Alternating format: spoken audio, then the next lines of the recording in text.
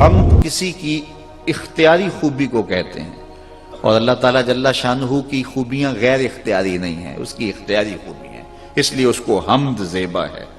اللہ اکبر، تمام خوبیاں، تمام اوصاف حمیدہ اللہ کے لیے۔ یہ الف لام استغراق کا ہے یا جنس کا ہے؟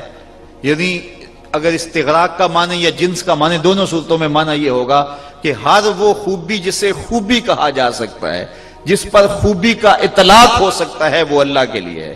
اور اگر اس کو استغراق کا مان لیا جائے تو پھر معنی یہ ہوگا کہ خوبی کی جتنی بھی قسمیں ہیں اور جتنی بھی صورتیں ہیں اور جتنے بھی افراد ہیں، سارے کے سارے اللہ کے لیے ہیں۔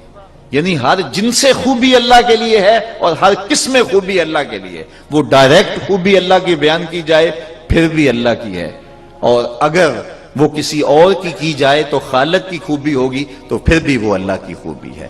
اگر کوئی خوبصورتی کا ذکر کرے اور پھولوں کو دیکھ کر کے اور ان کی لطافت کو دیکھ کر کے واہ کر اٹھے تو وہ بھی اللہ تعالیٰ کا کمال ہی ہے کہ اس نے وہ لطافت پھولوں کو عطا فرمائی ہے۔ اس لیے ہمیں حکم دیا گیا ہے جب پھولوں کو دیکھو تو کہو سبحان اللہ۔ یہ جو ہم لفظ بولتے ہیں نا، ان لفظوں کے پیچھے کوئی فلسفہ ہوتا ہے، ایسے نہیں منہ میں جو آ گیا کہہ دیا۔ جب پہاڑ کو دیکھو تو کہو اللہ اکبر، سمندر کو دیکھو تو کہو اللہ اکبر، اور پھول کو دیکھو تو کہو سبحان اللہ۔ کیوں؟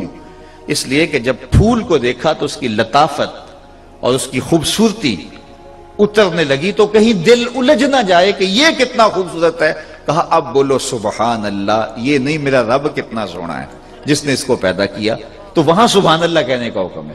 اور پہاڑ کو دیکھا تو اس کی ہیبت ذہن میں بیٹھنے لگی، اتنا بڑا سمندر کو دیکھا تو تا حد نظر پھیلا ہوا جہاں نظر آیا تو دل میں ہیبت بیٹھنے لگی، اتنا بڑا، کہا اب بول اللہ اکبر، میرا اللہ سب سے بڑا ہے۔ تو پہاڑ کو دیکھ کے اللہ اکبر کہنے کا حکم دیا گیا، پھول کو دیکھ کے سبحان اللہ کہنے کا حکم دیا گیا، تاکہ بندے کی نظر الجھ نہ جائے اور اپنے رب کی طرف بندہ متوجہ رہے۔ تو الحمدللہ، تمام خوبیاں اللہ کے لیے۔ اللہ اکبر، یہ اس کا اسم ذاتی ہے، اس پہ بحث ہو چکی۔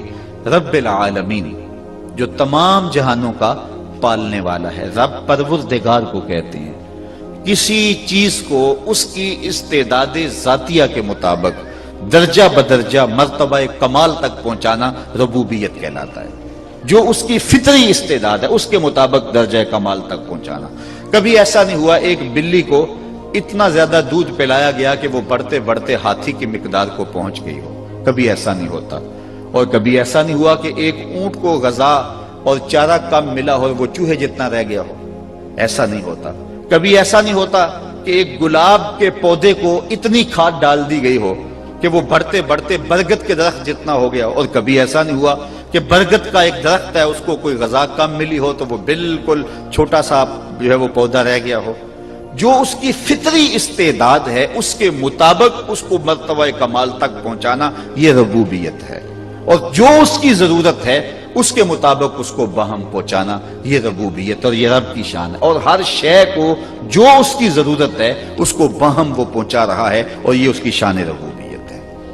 ایک جانور ہے ہنس، وہ سچے موتی لیتا ہے، کھاتا ہے، اور سچے موتی اگر آپ کو دوائی میں استعمال کرنے پڑ جائیں تو آپ پنساری کے پاس جائیں تو آپ لاکھوں روپے دے کے لیتے ہیں، پھر بھی بعض اوقات یقین نہیں ہوتا کہ یہ صحیح ہیں یا نہیں صحیح ہیں۔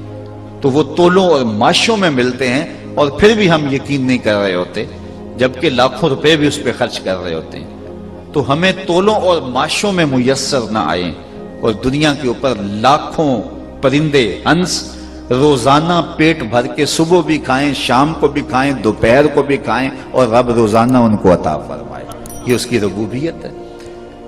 یہاں تو پاؤ بھر گوشت لینا ہو تو سارا دن مزدوری کرنا پڑتی ہے، اور شیر روزانہ پیٹ بھر کے کھاتا ہے، چیتا روزانہ پیٹ بھر کے کھاتا ہے، اللہ روزانہ ان کو بام پہنچاتا ہے۔ جس کی جو ضروریات ہیں اللہ تعالیٰ جل شانہ ان کو پہنچاتا ہے۔ پھر جب جس حالت میں وہ ہوتا ہے اللہ تعالیٰ جل شانہ ان کی وہ ضروریات پوری کرتا ہے۔